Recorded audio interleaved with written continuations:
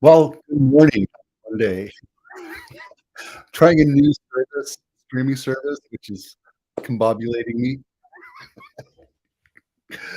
Uh, yeah, it's all brand new to me, so please just bear with me. Today, we're talking about what's going on in the entire Bay Area, that 500-foot view, trying to see what's going on really just in our market, not necessarily nationwide. That's Tuesday or when was it? It's actually Thursday. Today, we're talking about the 10 counties, checking them out, seeing where we're going with that, what's going on overall week to week, and kind of how that thing's going. But first, first, I want to talk about HomeBot. Let's do that real quick. Where is that? I don't even have it up here. HomeBot is a service. So I've been sending out CMAs to people that are on my list. Not that I want them to sell or anything. I'm just saying, here, look, this is more accurate than what Zillow or whatever people can give you, like Redfin, right? Because those are called AVMs or automated valuation mechanisms. And what those do is take the entire scope of what's going on and kind of just push it and jam it and throw it and kind of come up with a number. And that's great, right? But there's nothing better than unless, this AI thing takes hold and actually understands what we try to do and then create something a little more accurate. We tend to do something where I tend to do something where on as a rule of thumb, I do, um, hang on a second. No, that's it. There you go. The rule of thumb, when I do a CMA or comparable market analysis, I do the size of the home, 10% variance, plus or minus 10%. The room count, well, like if it's 3 bedroom, I'll make go 3 bedroom, and 4 bedrooms. I'll do a 1 mile radius, and I want to be 10 years plus or minus in the age category. And then if I have a lot to look at, then I'll decide whether or not it has upgraded kitchen, upgraded bathrooms, air conditioning, pool, because that all kind of sways back and forth. And when you do an appraisal, it's a little bit the same. They add value, they detract value from the sales price, etc. For example, I sold a house recently for 1,335, and the exact same house sold for 1,500 and change or whatever. And I was like, hey, you know what? That house was 10 times better condition, brand new everything. Not saying that this other house was bad, just saying that the kitchen was 10 or 15 years old, the one I sold, and this one was pretty new within 3 or 4 years. It had all the modern colors. The floor was beige versus gray, and grayish really is the color that sells. Um, the ceilings were scraped and textured. There were track lights well, not track lights, but puck lights, the can lights, but they're called puck lights nowadays. Had both had air conditioning. They had one wall completely knocked down, which gave it more of a great room feel. Plus or minus on that one, but still, it looked really, I mean, the house just looked modern compared to my house, which looked, like it was updated back in the early 2000s. Not against anything, it's just that's the way it is. This HomeBot is kinda like an ATM, kinda like Zillow, but it's more where we can control it, where I can adjust values to it. But also once a year, I send out an actual physical CMA with, your last sold or public property information, so you can kinda compare and contrast what's going on. And then I'm also doing it to where I have that set up, and then you get a monthly update from that more accurate one. And here's why. I know you have access to Zillow, and I know you have access to Redfin. I know you have access to Trulia. Those are all automated, right? And this HomeBot is automated. So that's 4 data points right there. And then if I can give you a fifth one that's far more accurate than anything that's automated, then you can kinda come in and say, "Okay, this is really where my value is right now." If I hired a a, an appraiser This is about where they're going to recommend the price, right? Now, appraiser can go up and down. They have a lot of leeway because really it's an opinion, and good ones will know how to establish an ethical guideline of value of your home. They're not going to lie for you because they don't want to risk their license, right? There's no amount of money in the world that they'll actually do that. But if you're saying this is what I need to have done, here are the comps that I'm using, they'll kind of get into it. They want to know what the sales price is to see if they can justify it. And if they can't, if they absolutely can't, that's where the problems lie in, right? Okay, let's talk about home buying. There is on the link on the description, let's go back to this real quick. There's a little HomeBot link, hmbt.co. If you want to do that, I will send you those automatically, but I'll also do one inside of the MLS, which is far more accurate. All right.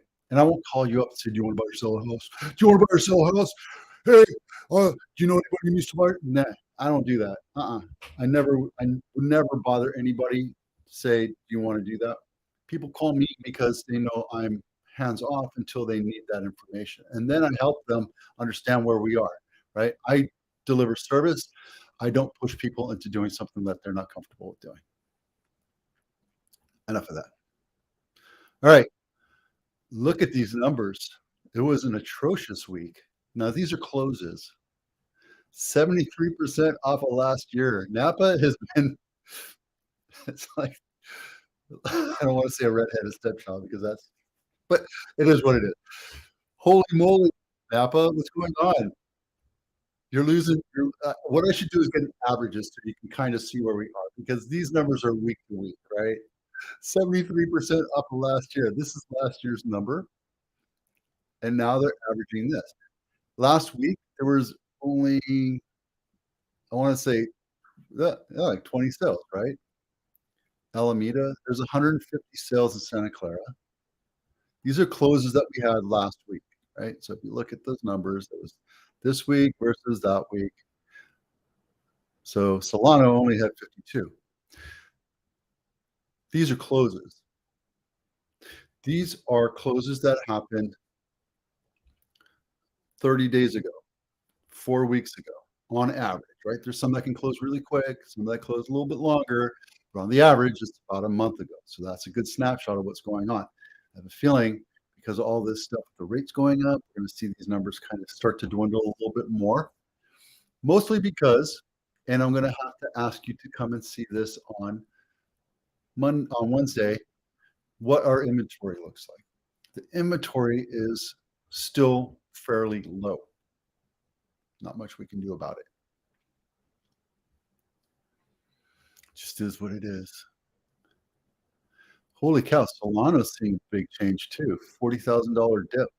Well, again, I want to start seeing now that we have a couple months of this. I want to see more of averages. So I have this all set up, all these columns right here set up so that you'll be able to see averages. So there you go. Let me open that up for you. I think somebody the other day told me, hey, Vito, you need to make the numbers bigger. So the numbers are bigger. There you go. Joe, what do you know? See if I can get rid of my face. Yeah. Santa Clara had 150 sales last week, 150 closings last week. Alameda had 125, Contra Costa 143, San Mateo only 40 closes. These are single family homes. Right, I'll show you these numbers. Yeah, all the counties residential, just single family homes. Okay. So are these numbers exciting? No. Are we seeing any kind of measurable, demonstrable mark?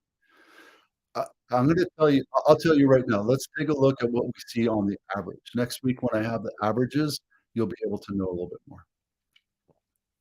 All right, let's talk about why you need title insurance. What is title insurance? Well, it's in case the previous owner had a claim or unclaimed claim on your title. right? It could have been a divorce, a sticky divorce, really messy divorce. It could have been a mechanics lien, which means the previous owner hired a contractor and didn't pay him, and they stiffed him. And by right, they have access to that property and that they can put a claim on that property. And if you don't have title insurance, that can happen. One thing that happened way back in the beginning, I knew another broker. I just become a broker myself, and there's another broker, and we were talking, and he was buying houses on the county court steps, buying them at auction. And when you buy it at auction, those tax liens that they don't tell you about, they don't have title insurance. Title insurance won't insure closing on that. And what happened was they closed on it. They evicted the people. This is 3 months later. They start working on the property, getting it all fixed up, ready to go. Let me put this so you can see it. I'm still working with this guy, so hang on with me here. There we go. They started working on it, and then around 3 months after, and this is making up the story because it's a long time ago, they came back and said, "Hey, there's a bank that says that there's an unrecorded lien on this property, and it's $300,000. So now you owe another $300,000 on this property." That's the risk of not having title insurance. There's so many different things that people might not know of. That they might not be fraudulently representing themselves. They just don't know, right? Especially with all this stuff going on with solar, all these other different liens that can happen. You just don't know. And by right, they have the ability to say, "Hey, hey, hey, you owe money," right? And might not be recorded correctly on the title. That doesn't happen a whole lot, but stuff does happen. And you can go back to my channel and look for title work and some nightmares that Kelly and Suzanne and Charlene and I have spoken about before, because that kind of stuff does happen. So what happens if you don't have title insurance? It's kind of like getting in a car accident when you don't have car insurance. You're responsible for it, right? Now these are New Jersey. This is like something in New Jersey, right? So completely out of it. It Do you have to have it? No, you can absolutely be adamant. "I'm not gonna pay for it." And then the escrow company can say, "Well, we're not gonna work with you. Sorry, you'll find somebody else to deal with." Right? That's their choice, and you might be able to find somebody. You can actually close. I don't offer that service. I wouldn't wanna take that risk on, but I can take the recording and take it to county court steps and close it for you. I can record the change. You could do it yourself. I wouldn't do it. I would not. That is just way too tricky. And what is it like? It's probably going to, like, the DMV and doing a title change, right? Probably as difficult as it is. There's a lot of stuff at risk, a lot of things that happen, a lot of moving parts that you just don't know about. Okay, enough of that. There's an article here. Will prices drop? Boy, I tell you what, I don't know about this. Will prices drop in 2023? Well, they already are. They're already dropping. I mean, we already looked at it. We've been seeing it across 10 counties. We're seeing prices come down dramatically. There there's a few counties that are popping up little one. This one was an anomaly. That's Contra Costa, right? Last month it was, or last week it was 116,000 or 1.16 million, and then the week before that, 118. So some big, huge mansion was sold there, right? Those are anomalies. Those are outliers. So that's why we need to go look at the averages. Will prices come down? Who knows? With the onslaught of the banks, we talked to Hector yesterday. I want to talk to Patrick, my finance guy. Today, we're probably going to jump on another live here in a few minutes to talk about that. But really, we don't know, because we don't know the future. I don't know if the prices are going to continue to go down or go back up or what have you. But I can guarantee you that if prices do go down, more investors are going to enter the market.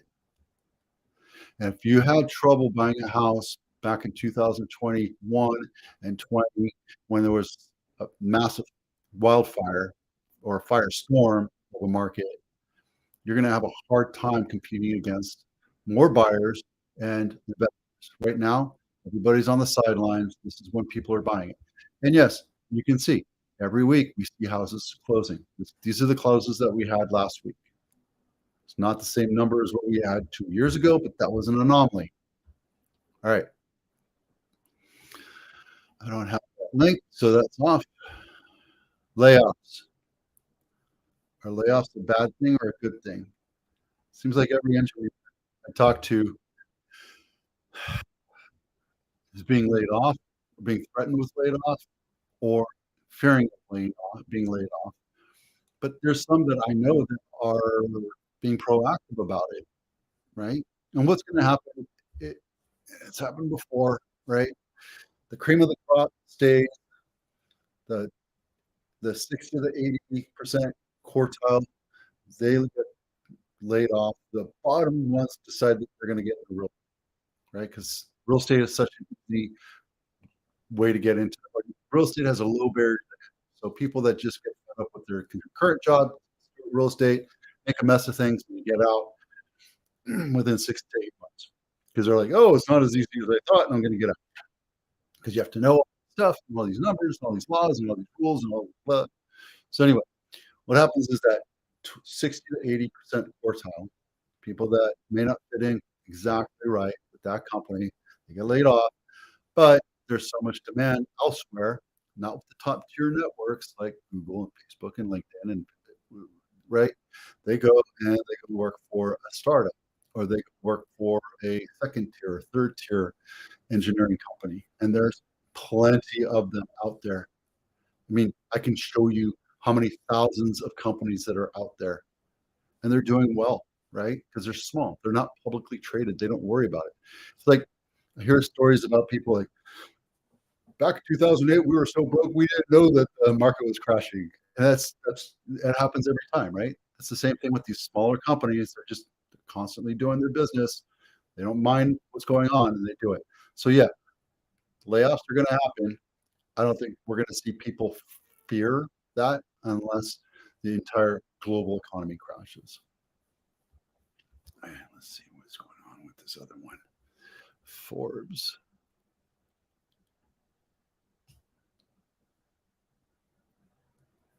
Yeah. See, it's all salacious, right? What's really going to happen is they're going to wind up going somewhere else. They're going to just get another job somewhere. And mortgage rates, yeah, mortgage rates are going to go get more expensive. Tomorrow we can talk about them, right? Tomorrow. There you go. Okay, hang on a second. Tell you what, I need like a little producer guy. All right, so what does all this mean? The market is stabilizing. We're kind of seeing up and down weeks, which is normal. It's absolutely normal because the rates are going up and down, and layoffs are going up and down, and threat of war, and banks collapsing, and stock market going up and down, right? Bitcoin, gold, all these other things, they all have this big, huge circular effect on each other. And gravitationally, we're all in it together. So houses are still being sold. I have a bunch of houses coming up from market right now. I'm not worried about it. Am I worried about getting top dollar, the same number as we could have got back in April of 2022? That's not going to happen, right? And every conversation I have, this is where it is. We set the list price, buyers set the sale price. Bingo. That's it. I'm Vito Scarnecchia with Abitano. We'll see you out there.